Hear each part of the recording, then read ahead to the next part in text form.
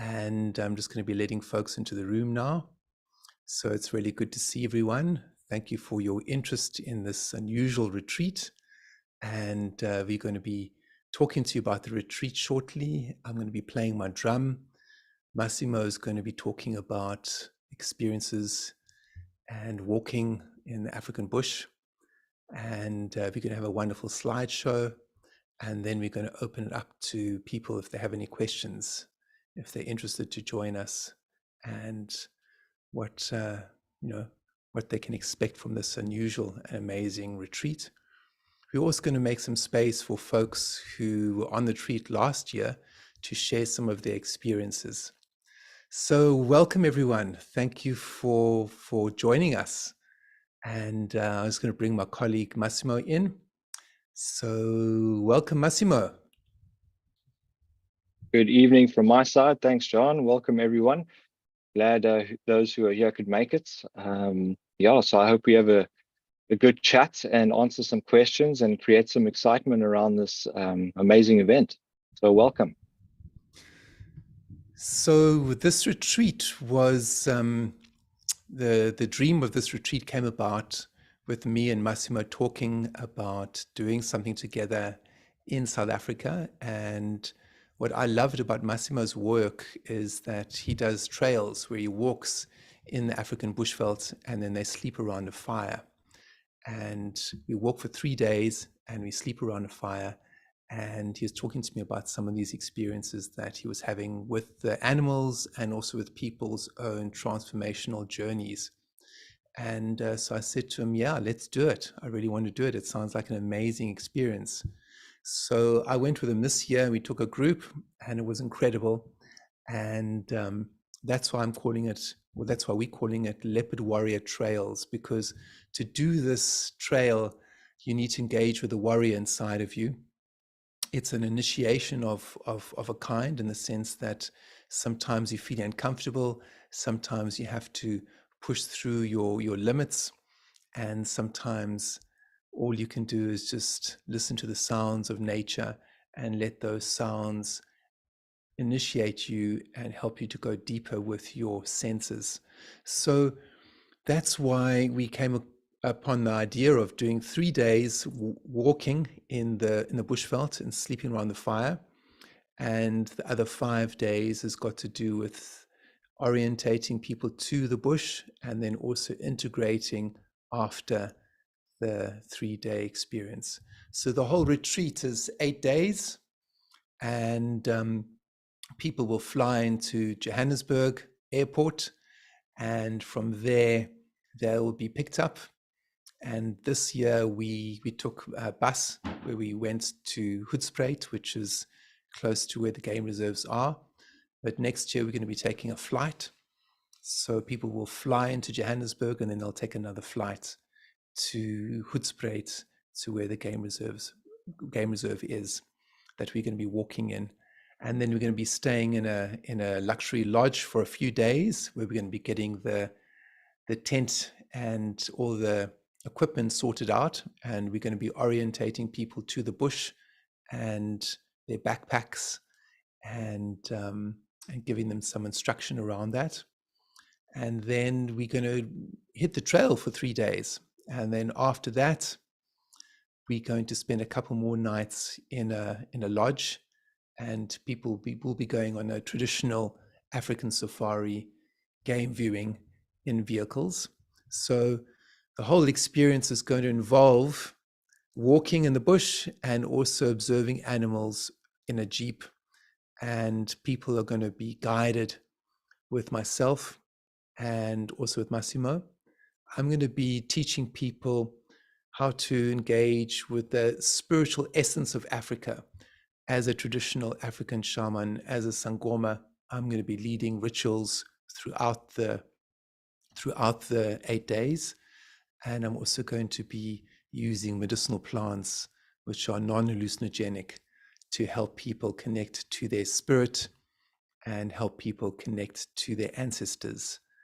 So the most important thing for us as Sangomas, when you're walking through the bushveld, is to open up your senses, open up all your 6 senses. And many people come from urban environments where they have to dumb down their senses. So that's why I bring in medicinal plants and ritual and prayer to help people let go and open up into the beautiful expanse of the African bushveld. I'd like to play my drum in the next few minutes, but before I do that, I'd like to just offer space for Massimo to say a few words, Massi. Thanks, John. So yeah, the last trip we did was incredible. You know, it was a great success from my part. I think everyone gained a lot. Um, the very essence of this wilderness trail we're doing is, I don't want to say challenge, but you do get out of your comfort zone a bit. The traditional safari is great. So if you go in a vehicle, you know, safari jeep, and you view zebras and lions and elephants, it's incredible. Don't get me wrong. You connect with these animals, you have a great time, you take photos, and you get to be in the space of Africa. You know, having said that, and spending a long time in the bush guiding as a career all over Southern Africa, the walking for me is truly immersive. You connect on a much deeper level, and you come out with a lot more than from a vehicle. You know, you really connect, and instead of just observing nature or the bush, you participate in it. And by participation, you learn, you grow, and you come out with a lot more than you'd think. And so that's why we decided, like John said, to combine the traditional safari, obviously what John's bringing as well, in terms of ceremonies and various aspects, and then a deeper guided experience, which I'm going to offer as well. So learning about animals, tracking animals, and potentially learning skills which we can incorporate into our daily lives. You know, coming out of this experience is once again a lot deeper than a normal safari or a traditional safari. And that's why John and I are so excited about this offering. We find it's really powerful. It's totally unique. You know, nothing's being done like this globally. And I truly believe that the participants from the last trail came out with some great, not only memories, but great growth as well, as John and I did as well. So I'm really excited. I look forward to the next one, and I hope we can answer questions and make everything a bit clearer. Not everyone's used to walking in the bush, out in the open, and sleeping under a fire. So I'm happy to answer questions. I'm happy to clear up any sort of you know, misinformation or safety issues that there may be in the bush. So I hope to get onto that a bit later. Thanks.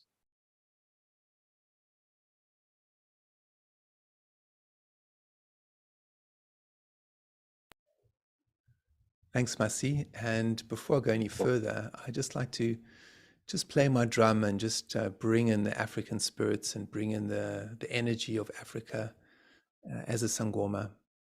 And because sound is very important, you know, sound is incredibly important.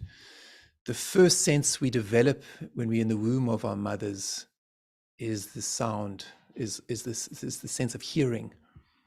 And when we are passing into the other world, the last sense that we hold on to is the sense of hearing. So as I play the drum and as we listen to the sounds of Africa, that's how you can start to open your senses. So there's many times when we were around the fire and we'd be quiet and we would just listen to the sounds. In fact, a lot of the retreats in terms of the 3 days walking is just listening to the sounds of nature. And that's how you open up your other senses. That's how you open up your third eye. And that's how you open up your dream space. Because in our daily life, there's so much noise and we have to filter and we have to dumb down because we can't absorb everything we hear and see. So let me play my drum for a few minutes. On the retreat, I'm going to be talking about connecting with your heartbeat and connecting with your senses. So let's do a little bit of a ritual now. So I invite everyone to sit up straight, connect with your heartbeat, and connect with your umoya.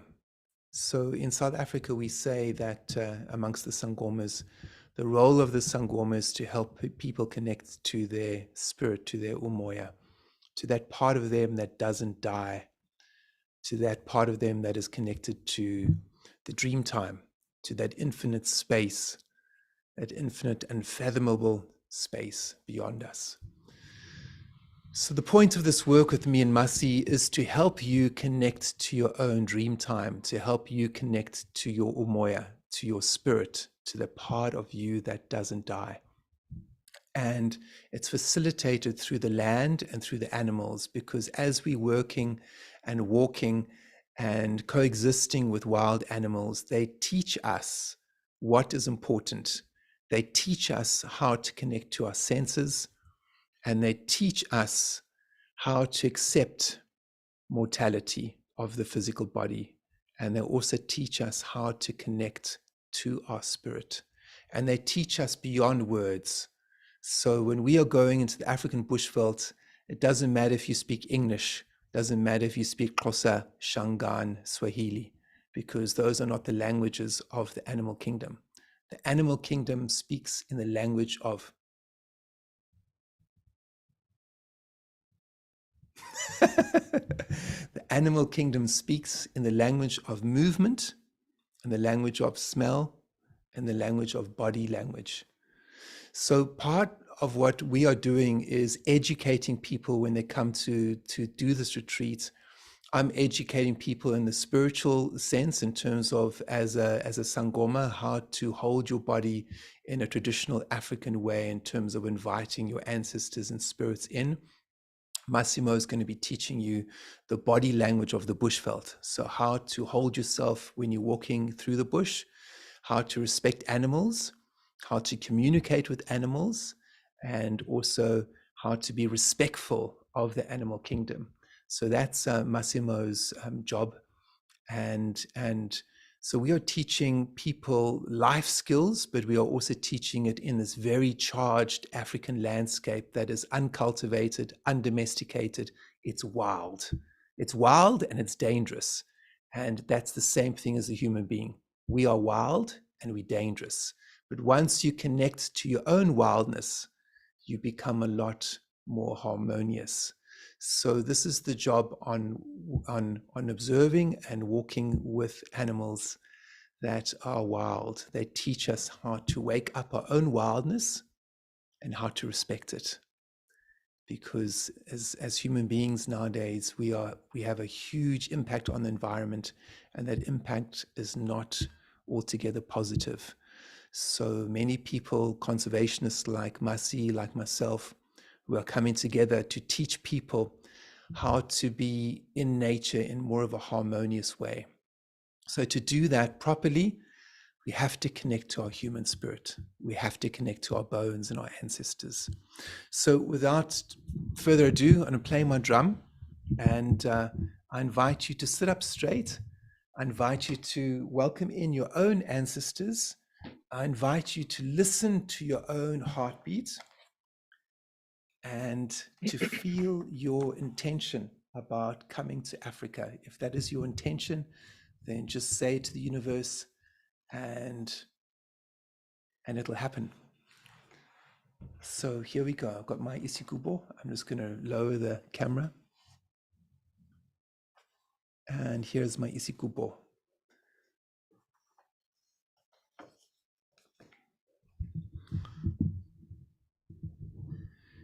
Ye abazali bamu bamu, ya abazali bamu bamu, ye abazali bam, ye abazali bamu.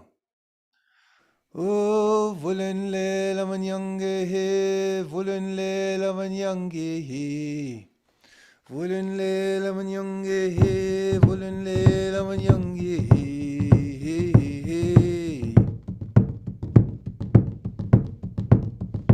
Hey, hey, hey, hey, hey, hey, hey. Tamagwin yamanyange he, Tamagwin yamanyange he, Tamagwin yamanyange he, Tamagwin yamanyange he, Tamagwin yabazalibamo, Tamagwin yabazalibamo, Tamagwin yabazalibamo, Tamagwin yabazalibamo, Tamagwin yabazalibamo, Tamagwin yabazalibamo, Tamagwin yabazalibamo, Tamagwin yabazalibamo. Volenle lamanyange he, volenle lamanyange he, volenle lamanyange he, volenle lamanyange he, volenle lavazalibamo, volenle lavazalibamo, volenle lavazalibamo, volenle lavazalibamo. Tamagwin yamanyange he, Tamagwin yamanyange he, Tamagwin yamanyange he, Tamagwin yamanyange he.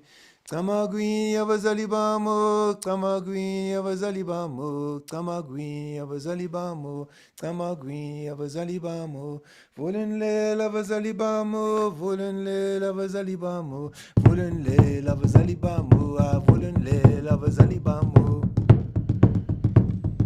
Welcome in your own ancestors. Feel your heartbeat. Welcome in your people. Welcome in your connection to the divine. Welcome in your mother's ancestors and your father's ancestors.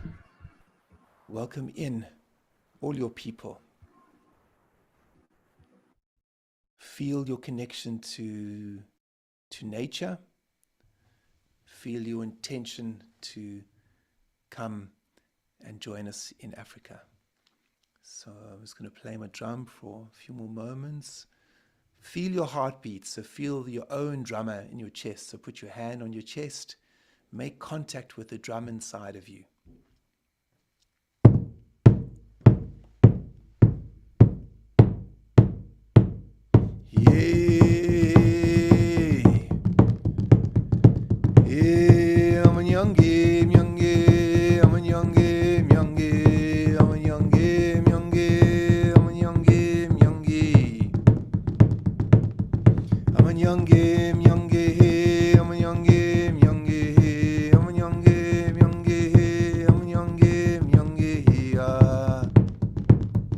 Yabazali bamo bamo, yabazali bamo bamo, yabazali bamo bamo, yabazali bamo bamo, oh oh, abazali bam, oh oh, abazali bam. Amanyange myange, amanyange myange, amanyange myange, amanyange myange.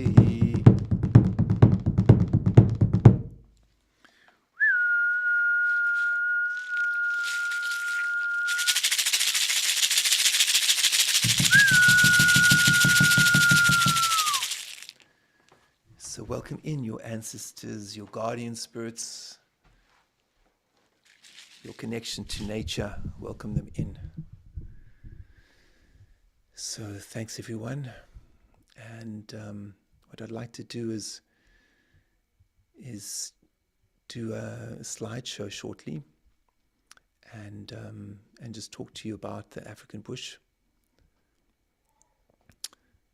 So I'm just going to welcome in my colleague again.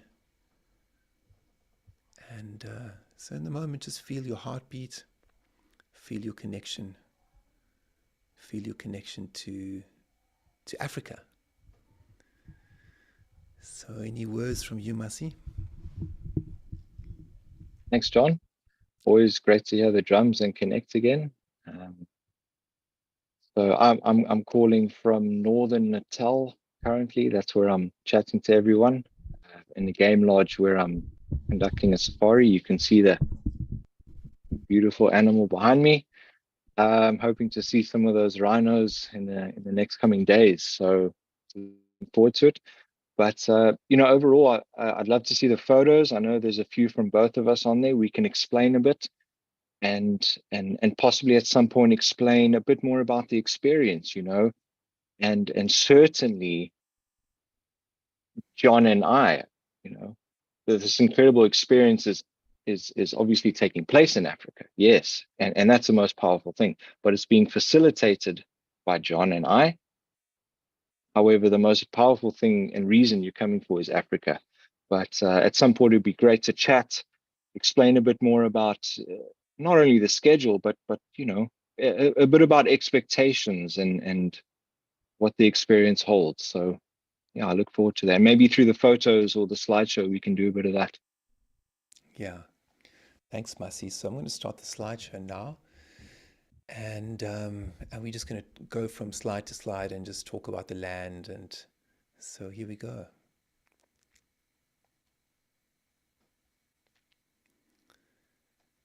So this is Masi's feet, isn't it, Masi?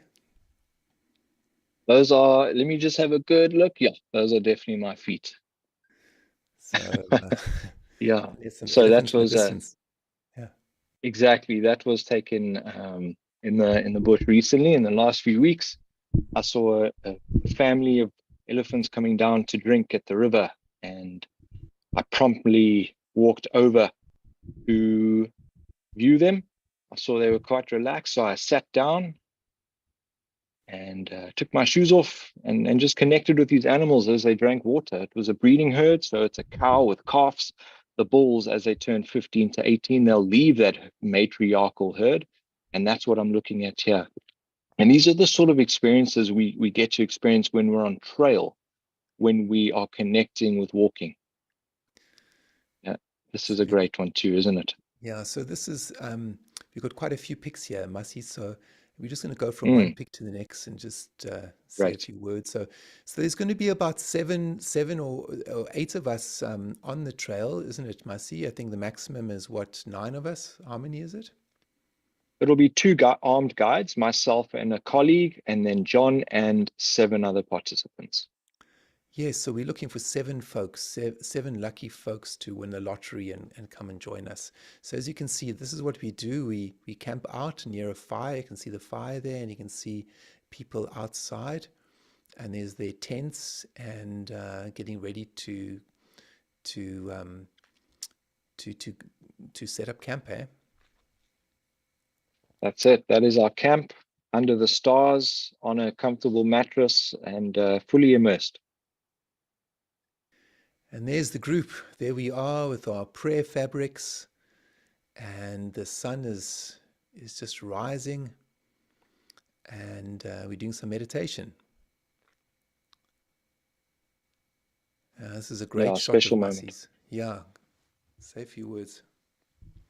Yeah, so this was on night shift. We do 1 hour night shifts each during the evening. Obviously, someone needs to be awake at all times. We are in the big 5 bush or dangerous game bush, or an area that is open where elephants, lions, and other wild animals roam around. So in the evening, around a small campfire, for about 1 hour or so, each person does night watch, just looking out for animals, shining around, and spending an incredible hour by themselves under the stars and really diving inward into that sort of sacred space which we all get to share every evening for an hour each. So that's my hour. I've got the morning shift and I'm enjoying a hot cup of tea while the sun rises. And that's everyone looking at a lion, I think, in the distance there. Hey, Masi? Yes, so there was a lion that walked through camp. I heard someone say, lion, lion, lion, and 2 in the morning. So I woke up and there sure enough was a lioness walking through, not through camp, but quite close. And she met up with a male and they mated all night, right there in that open area. And in the morning, we woke up and we watched them. It was very safe. He even came past, had a look at us, and went back to the female. When lions mate, it's very loud. They mate every 15 minutes, 20 minutes, and it's a very loud event. So we didn't get much sleep, but it was well worth it. So incredible experience. Wow. That's a great picture of Masi and So an elephant, a baby elephant, eh? yeah, that's a juvenile. Upstairs, we've got the classic sort of bushveld scene with the sun setting, and then downstairs we've got me sharing space with a beautiful elephant, which are incredible animals to connect with. And once you spend time with the elephant in close proximity, only then do you feel how powerful and amazing these creatures are. Oh, it's a great shot here of the leopard, Masi. Amazing. Yeah, thank you very much. It's a big old male leopard. He was just feeding on an elephant carcass, actually. Believe it or not, that's the bush. Things are born and things die. And in order for things to be born, things must die and be eaten. And this big male had a meal from an elephant, and yeah, he carried on his day. This is another great shot. I think the sunset here is beautiful. Eh? Wow. And there's all the tents there, everyone on their packs. I mean, not tents, sorry. We sleep on the ground. There's no tents. Yeah, it's a campsite again. Lovely shot, this. Yeah, so this is us having lunch. A normal day out on this 3-night primitive wilderness trail will be waking up when we wake up, having tea and coffee, maybe doing a ceremony with John, and walking a few Ks, nothing too strenuous. And I'll be interpreting tracks, trees, birds, mammals, and interpreting the bush so it really comes alive. And then when it starts getting hot, we find some shade, maybe near a river or a waterhole. We settle down and we have some lunch and we rest for a few hours. Once it starts cooling down, we'll pack up the backpacks and continue to our next campsite. Great shot. This Like is yeah, it's actually the female that was next to that male. Oh, You can see it, yeah. So this female and that male were actually mating, believe it or not. And a little tip here, when you're looking at cats, particularly big cats, leopards and lions in particular, that's what hangs around where I'm from. Look at her nose. You can see her nose is quite pink. So these cats, until they start maturing, they've got a pink nose. And as they age, maybe 5, 6, 7 years, around the nose turns black, and it starts turning black as it comes into the nose. So the blacker the nose, the older the leopard or the older the lion, and then you're dealing with an experienced cat. This one's still got a couple years to go.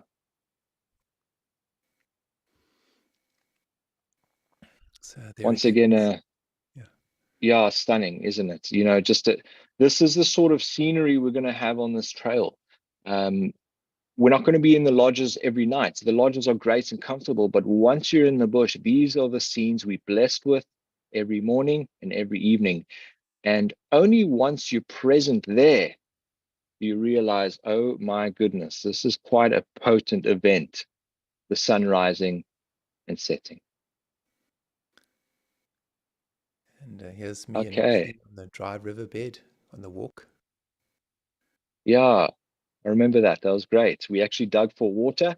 Sometimes we'll get water drops, but if there is enough water in the riverbed, we'll actually dig in the riverbed and the water will rise through the sand, filtered through, hundreds of cubic meters of beautiful quartzic sort of sand material. It's almost like beach sand, and we'll drink the water straight from there. So that's us getting ready for the last morning's walk after a good rest. That's the water we're talking about. There we go. That's a great shot. Yeah, that's a great shot. So busy collecting the water, and just beautiful tasting, clean, fresh water.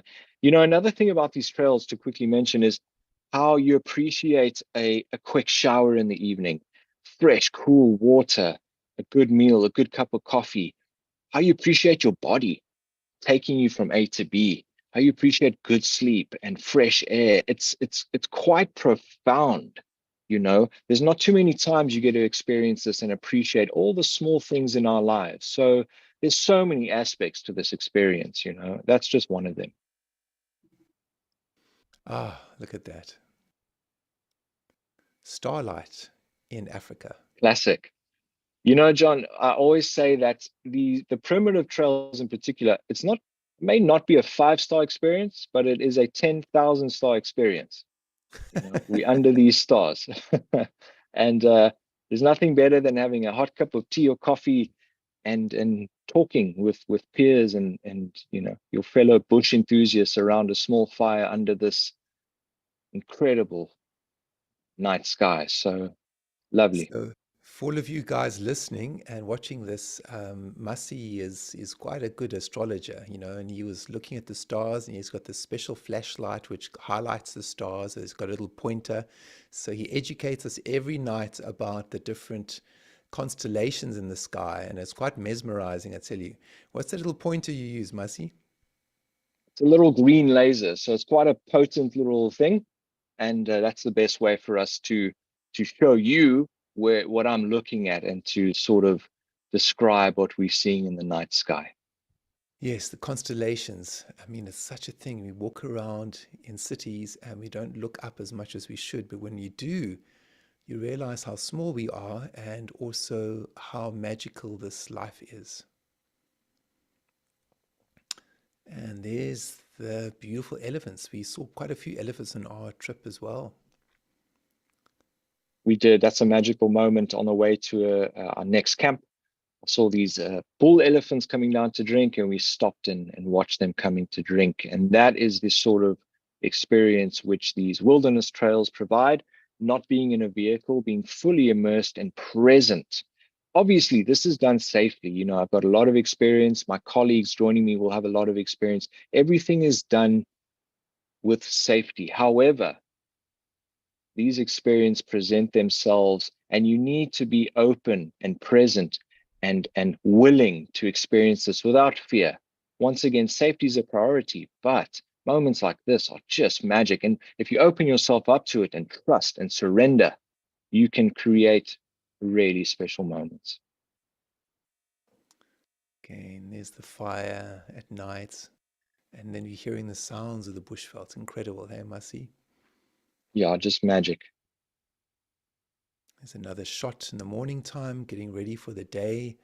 Sun's just risen, and we're starting to pack up our gear, ready for the trail. Another shot. Another shot. Our bedrooms and our lounges. Yes. And this is the last place that we slept, and this is where we found water. And it was a dry riverbed, and it was a very beautiful place to sleep. And then we just followed the contours of the river. Any last words around that, Masi? Yeah, these are special places, John. They're special to me. They hold shade in the heat. They hold water as well. And these are little corridors through the dry, hot bush. So on top, you'll find open landscapes. And down here, you'll get these, what we call drainage lines or dry riverbeds, which flow into larger rivers.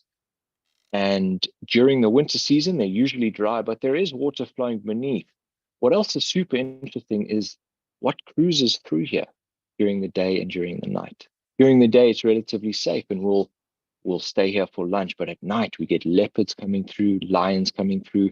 This is a corridor of secrecy and stealth for leopards. So it's a great place to see general game, but also the cats that everyone wants to connect with. And one of the last nights, we did a ritual. We did some chanting and did some invocation to our ancestors. And also, when I talk about ancestors from Africa, we always talk about ancestors as a general term for spirit guides, but it also involves and includes animal spirits. So when we're doing our invocations and our chanting, we're also welcoming in our animal spirits. So this is part of the dry riverbed experience. Each person has their candle, and each person has a chance to pray and invoke and welcome in their ancestors and their spirit guides. This is a lovely shot of the elephants. Yeah, I love this shot. This is one of the times we saw the elephants quite close to us at camp. So that is our slideshow, everyone. Hope you enjoyed it. And back to me and Masi. So I think, Masi, if you have any words you want to share before we ask folks if they have any questions for both of us. Absolutely, John. So thanks for that. Stunning photos. I think people would rather see leopards than me, but we can't show the leopard photos all evening. But Yeah. there's so much to say. And there's so much to describe in terms of the rough itinerary. Maybe I should go over the rough itinerary Yes, briefly, yes. Yeah, just so go for it. people can Yeah. understand what's happening. So once you sign up for this experience, you'll be landing in Johannesburg, then flying to Hoedspruit. And Hoedspruit is a small, bustling little bush town just outside of Kruger National Park. And from there, we're going to be spending 2 nights in a comfortable lodge and sort of settling into Africa.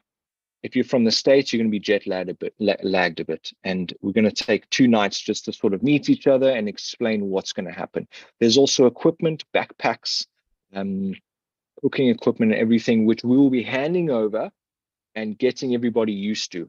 We'll pack them, we'll get used to sort of the arrangement and the setup. And night 2, we'll chat, and then we leave on a 3-night trail. That 3-night trail, we're going to be in the bush for 3 nights, unsupported, you know. There are satellite phones, and we do have radio communications for emergencies. However, it's just us. It's the 8 participants, you know, or 7, and then John, myself, and a colleague of mine, where myself and my colleague will be armed, legally armed, and just for emergencies, unusual circumstances. And we'll head out into the bush for 3 nights. We'll have all the food we need with us.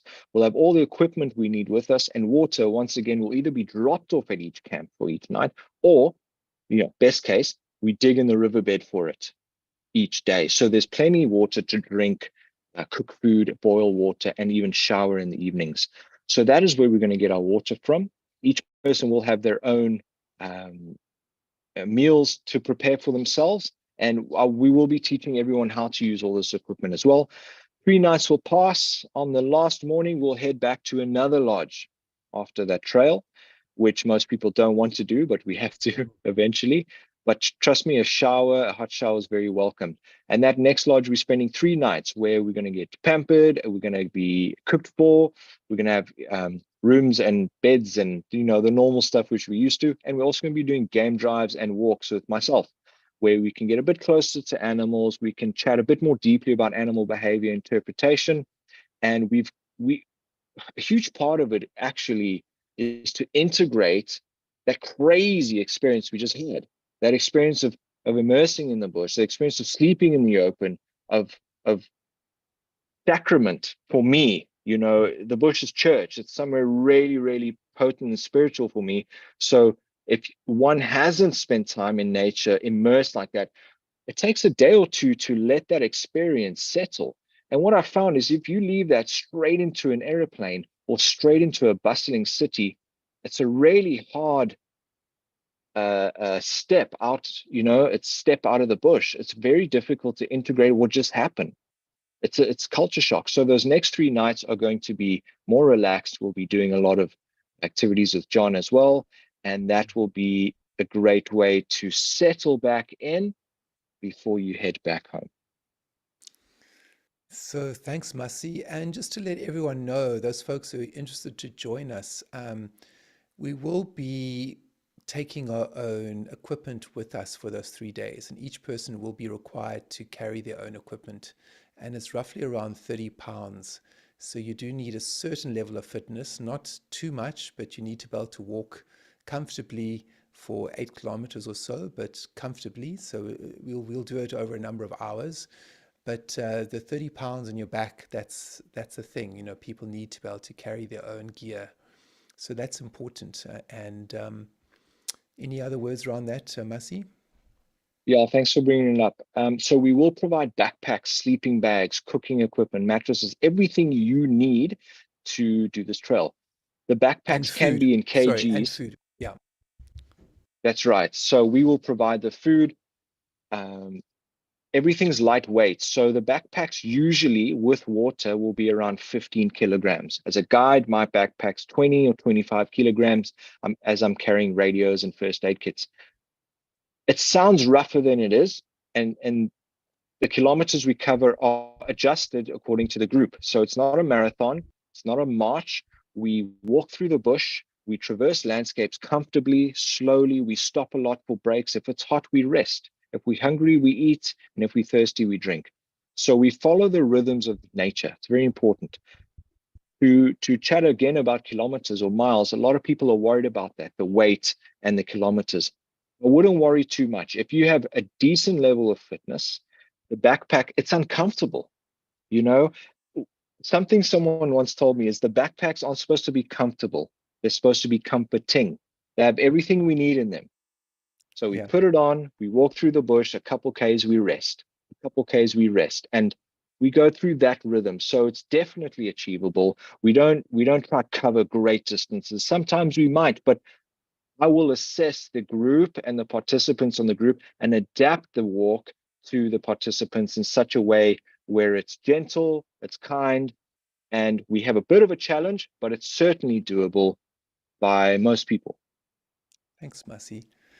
So I think what I'd like to do is actually welcome in Laurie, who joined us joined us this year. So Laurie, do you want to say a few words? It'd be great to have your input. Yeah, thank you. It's so wonderful to see those pictures. Masi, so good to see you as well. And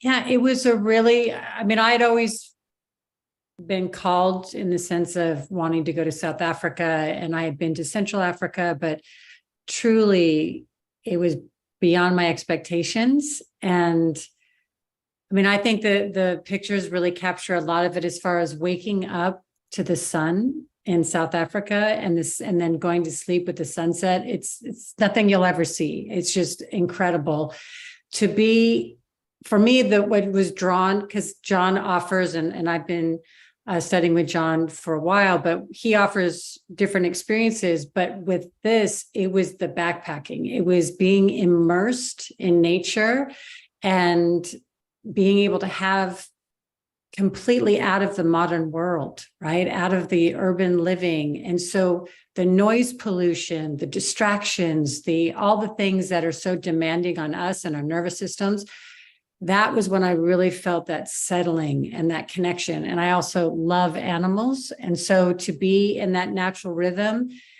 and to see all these incredible animals and the trees and the bushes and the different things that Massimo shared, and being able to track the animals and just coming together in that sense of connection to myself, connection to the natural world, connection to our community, the people that came together. I'm still very close and in contact with all of the people that I went with. So that's beautiful. I think the thing that people have asked me, gosh, you were out in the wild and, did you feel safe or were you scared? And I'm an adventurous person, but I'm not foolish. And I felt really safe. I felt in the best of hands. I felt like we were incredibly respectful of our environment. It's not like we're coming in with an ego and an agenda. It's really to harmonize with what's there.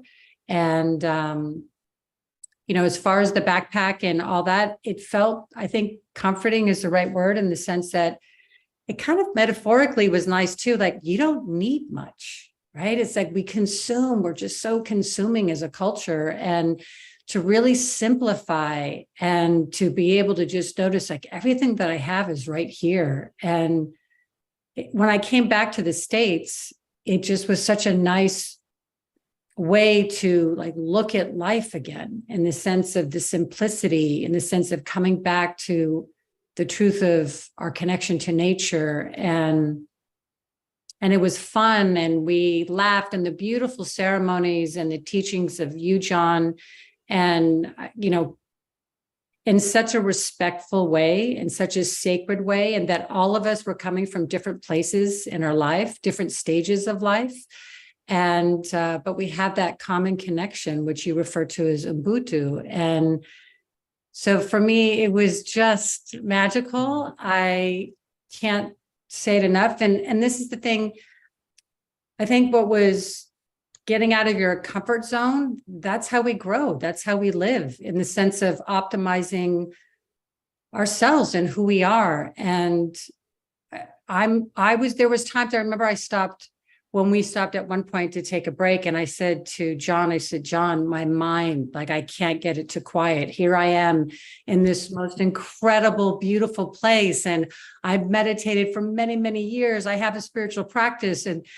And the thing that was profound to me that I still use is, John said, maybe you finally have the space to let whatever's there be there, and let it, and to be with it. And literally we looked around and we had these miles and miles of space of nature. And that was my container in that moment. And my nervous system just started to settle. Like there wasn't anything wrong with me. I didn't have to stay in my mind. I just got to come into my body, and I got to have the space and these sacred rituals and ceremonies in the community to be able to transform some things that were ready to be experienced. So thanks, Laurie. Do you have any, what would you say is the absolute highlight of the trip? Or, I mean, it all seems like a highlight, of course, but is there anything that stands out? Maybe the last thing you just said, maybe.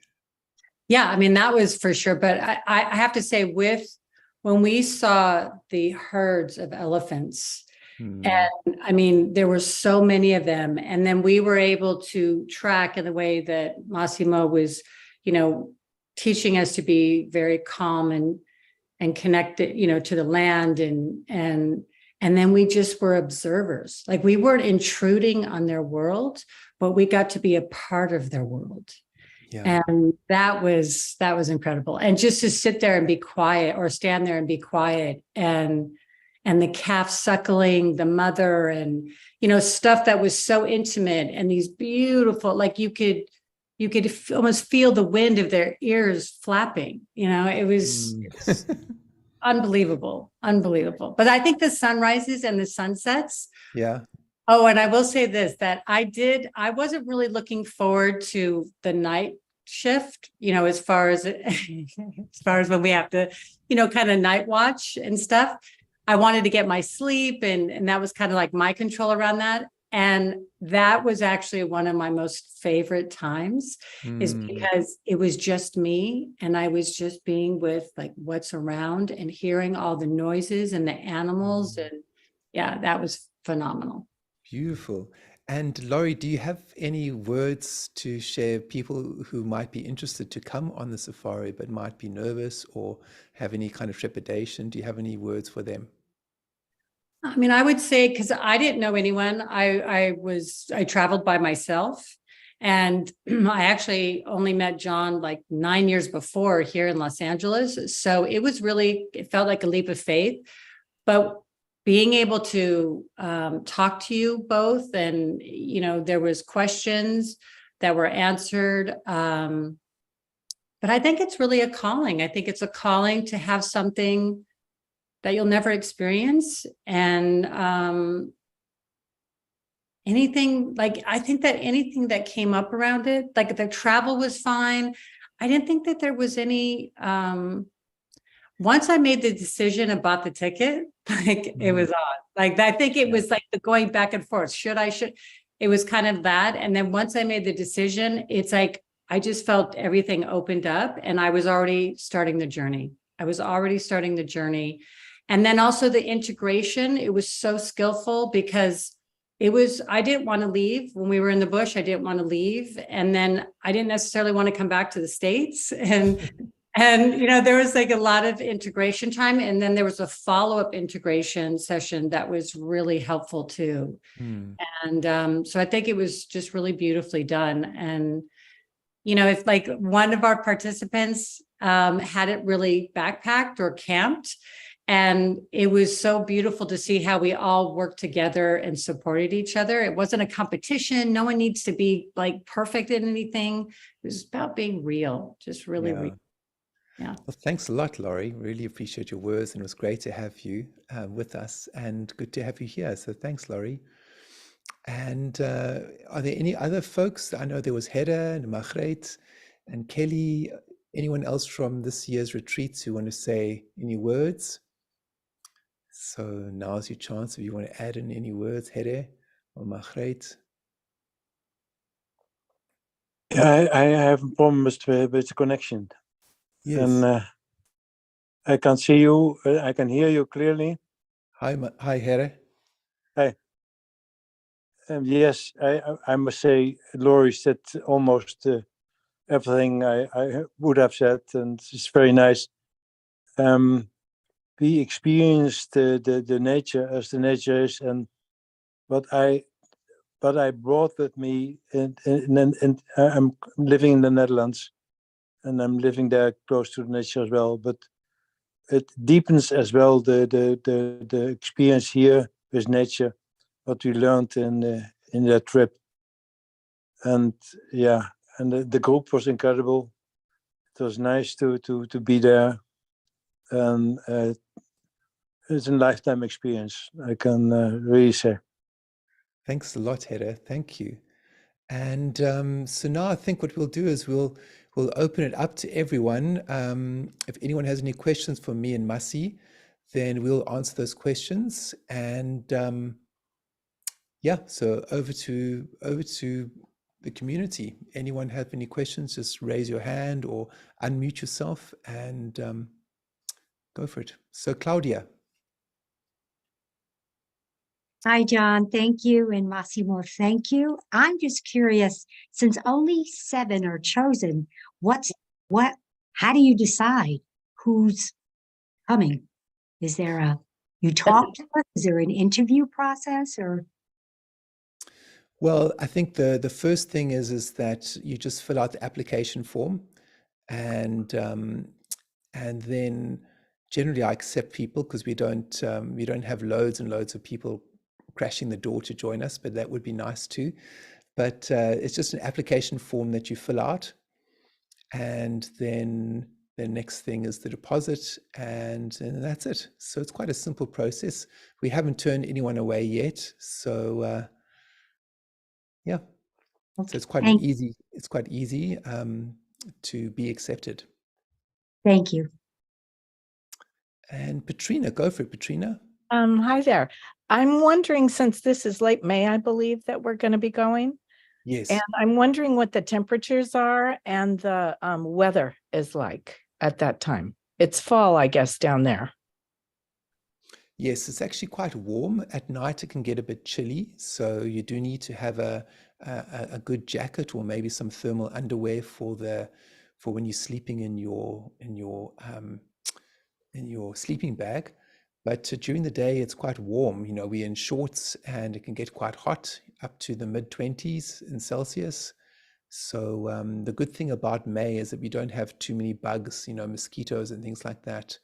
You don't really get them. And any words, Masi? It's about right, huh? Yeah, that sounds right. May we transitioning now from summer to autumn on the way to winter. So the rain should have stopped. There may be a few sprinkles here and there, but the big rainstorms and thunderstorms have ceased. And the temperatures daily, the most we're going to get is maybe the low 30s, 33, 34. That's the highest temperatures we usually get in May. In the evening, it's probably 10 degrees Celsius or so. So probably in the day, the hottest it can be is high 80s. Fahrenheit, and in the evening it's good to have a jumper or a down jacket, and the sleeping bags will be provided, so it's quite comfortable. Okay, thank you. Okay, and Pleasure. Anyone else, any questions? Any kind of question is okay. You've got me and Masi, which is great because Masi is often in the bush and not easy to get hold of. But now he's here, so any special questions for an African bushman that lives in the bush, you can ask him that. It'd be quite nice. John, Anything at all. Yeah. Yes, go for it. Sorry, I can't be on camera. Can you hear me? Yes, I can hear you. What's your name? My name's Krista. Go for it. Yes. Hi, John. So my question is, does South Africa require vaccinations to get there, to enter the country? It's a bad line. Can you just repeat what you just said? Yeah, does South Africa require vaccinations to enter the country? Can you hear Masi? Do they require Vaccinations, yeah. vaccinations? Yeah, that's what she says. We don't. South Africa doesn't require the COVIDs or the yellow fevers like East Africa. So it's quite open with that regard. However, what might not be a bad idea is to take malaria meds, some malaria prophylaxis. I do not take. I don't think May is a good year for malaria. Where we are is not a heavy malaria area. However, having said that, if you are worried about getting malaria, certainly do take some malaria prophylaxis. Also, just warning on that is that can have side effects. It can lower blood pressure. It can cause sensitivity to the sun and sunlight. It can cause difficulty sleeping. So I think it's up to you and your doctor to have a chat about that and to see what side effects they could potentially have, how susceptible you are to them. And if that's a worry, then maybe manage that somehow. But once again, I think the best preventative for malaria will be mosquito spray, and that's usually all you really need. Okay. And we've got someone else, B. Bennett, who's raised her hand. Go for it, B. Hello there. I won't put the camera on because that will probably be the end of my connection being clear, Okay. my words being clear. I'm going to come clean insects, spiders. Not I many. know. We don't They'll get be many. bigger. They'll be bigger there. Then I'm from the UK. They'll be bigger there. I'm just wondering what's the encounter rate? There's not too many, but it is nature, and this is part of the work in terms of engaging with nature. But in May, we don't have a lot of bugs. We don't have a lot of insects crawling around, and so I personally didn't really come across many. And you, Masi, I think was very brief here. No, exactly. That's why we pick May, because it's when everything's starting to settle down. You know, there's not much water around, there's no rain. So as far as insects are concerned, it's not a concern. However, like John said, it is the wild. You know, you can have a creepy crawly here or there, but it is not a Costa Rican humid jungle forest environment, you know. So we're not going to expect things crawling out from everywhere and coming out down the tree to get us. So it is quite a insect-free zone, but we can't guarantee it. You know, it's something we just can't guarantee, but it's definitely not busy time of year. That's why we selected it. So I hope that helps. Okay, and Great, Katrina. thank you. Yeah, thank you, Yeah, B. this is more a curiosity. When we do the night watch, did we keep the fire going during the night? Or was that a beacon of some sort I saw in the fire? Yes, we keep it So going all night. Good. So we're fire tenders too during that hour, probably. Yes, that's correct. Okay. Yes. Yeah, Okay, I like fire tending. yeah. So yes, it's wonderful to sit around the fire and tend the fire during the night. It's incredible. So any other questions before we wrap it up for today? B, you've got your hand raised. Anything else? Yes, I have. Again, I wondered if you'd had any, I mean, apart from the magic you've already explained, or that which I heard because I had problems with my computer. But have you had really miraculous stuff happen between watchers and animals, the animals passing? You know, like a direct encounter, direct looking at, for instance. Yes, there's many experiences like that. And I, for one, had an incredible experience where I saw a buffalo, actually a male buffalo, coming quite close.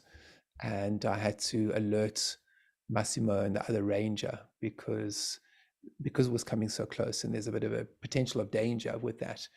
But we just spoke to it, and it turned around and it went. It was very calm, but it was still feeling a little bit of danger because it came quite close to us. So that's the whole point on having someone around the fire and being vigilant and watching for the wild animals. Often with the wild animals, when they come closer, we just say a few words or we make a loud noise or something like that and they move off. But in other cases, we just need to be careful. Yeah. Any words, Masi, around that? Yeah, absolutely. So we did have elephants eating around us. We had that buffalo bull come up. And recently on the last trails I've done, we've had lions, believe it or not, roaring and coming around close to camp.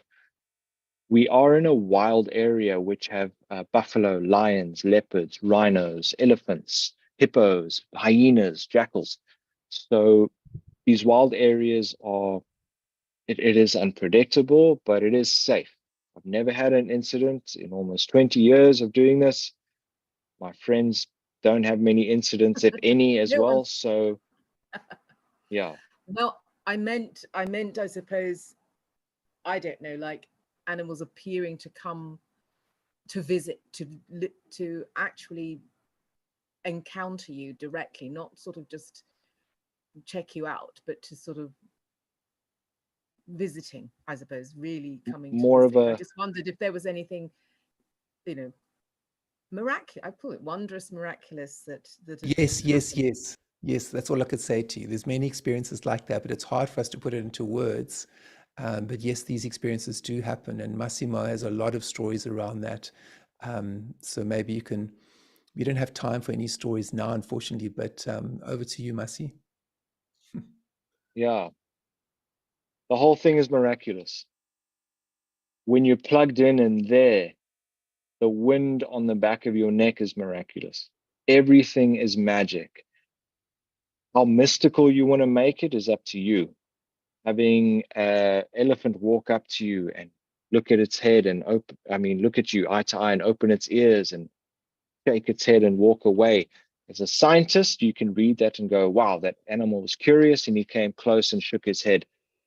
As a spiritual practitioner and nature enthusiast, and if you want to go on a deeper level, certainly, absolutely, there's a lot more going on. It's how you want to perceive it. There's many different levels of it, and yeah, it's a Thank magic you. place, and it's full of magical experiences. So Thank you. Does that help, B? Yes, that was, I don't know, in my head, for some reason, I'm thinking, well, I know I've had it with pussy cats, maybe, and maybe a dog or two, but I just wondered if this happened, if this had been your experience. And yes, so that's already what you said about the elephant and thing, because that's, in a way, I had pictured that without having heard it. I pictured it already in my head. That was what I was wondering about. There you go. Thanks, B. And Krista, got one more question and then we'll wrap it up. So Krista, go for it, Krista. And what are the odds as far as seeing the rhino and the giraffe? Okay, just say it again. Oh, so sorry. The rhino and the giraffe. What are the odds of seeing those? Massi? the odds are good. The odds are very good. We have black and white rhinos in the areas and giraffe where we operate, and the odds are good. They're great. The very nature of nature is that it's unpredictable, and we cannot grasp onto it. We have to let go and put ourselves in the right place at the right time. But the chance of seeing these animals is good. It's really good. However, once again, we can't guarantee these sightings, but we certainly do look for them, and the sightings are usually really good. So I hope that answers your question. Yes, thank you. And I do have one more. Yeah. What's the bathroom situation? Do we just go off into the bush? Is that it? Yes, so that is, I'm surprised it hasn't come up yet. That's usually the first or second question. So yes, you do go off. There is a spade, there's two spades, believe it or not, and there is toilet paper, and you go off in a safe area and you do what you need to do. It takes some getting used to if you've never done it, but it is quite freeing, and that is a bathroom situation for the 3 days when we're in the field. Thank Okay. you. Thank you. Okay, we're going to have to wrap Pleasure. it up now. So what I could say to everyone and those folks who are watching this is, if you are interested to join us in South Africa in May for the Leopard Warrior Trail, then please just click the link on the event page on my website, and then we will send you an application form. It's a very short application form. So you fill it out, send it to me, I'll read through it, and then I will send it back to you and ask for the deposit. And once you pay the deposit, you are all good to go. And then we send the information to Massimo, and we get the logistics team and the booking agents activated in South Africa, and then you can get your flights sorted out. So First thing is, if you're interested, if you feel the call of this magical journey, of this transformational journey to the soul of Africa, if you're feeling the call, then don't hesitate. Just click that button and fill out the application form, and then I will go through it and you can join us. So once someone has applied and I've accepted them and they've paid their deposit, then we're going to have an orientation webinar where we have just the group of folks who are coming, and we meet online and we go through final questions, make sure everyone's comfortable before they fly into South Africa. You're going to be joined by me and Massimo again for the orientation webinar. And that's probably going to happen around March, and March or the beginning of April. And then at the end of the retreat, a couple of months or 6 weeks after the retreat, we're going to have an integration webinar. So where you can talk to me and Massimo from your home and talk about your experiences and your dreams. And then we help you integrate this experience. So any last words, Massi? Thanks, John. I just want to say thanks to Laurie and Kelly and Margaret and Here. Much love. Thanks, Laurie, for chatting in Here. I really appreciate that. And it was great last time. I don't doubt the next one's going to be good. And thanks for joining, everyone. Really appreciate it. And I look forward to the next one. Hopefully everyone can join us and make it. It's very exciting, John. So yeah, it's one of the highlights in my calendar, that's for sure. No doubt about it. So thanks very much. Yeah, thanks, Massi. And yeah, special thanks to Laurie and Hedda and Margrethe and Kelly and all those folks who joined us this year. It was amazing to have you with us. And we really appreciate your comments and feedback. And thank you so much. And it's actually inspiring me and Massi to keep going and to do another one. So if you're feeling the call of Africa, answer the call and we'll see you there. So on that note, we'll just say, we'll just close our eyes and I'll play my drum for a few moments and then we'll say goodbye. Hopefully the spirit of Africa can take you in her arms and you can fly in a Boeing 747 to join us. Here we go. Oh, mama, one more. Oh, mama, Africa, mama, Africa. Oh, makula wamo, makula wamo, makula wamo, makula wamo, mama, Africa, mama, Africa. That's a little song and little rhythm to Mama Africa, the great mother in Africa from which all of life springs forth. And many academics maintain that the birthplace of mankind is Southern Africa. So if you want to know more about yourself and where you come from, come and join us and connect with Mother Africa.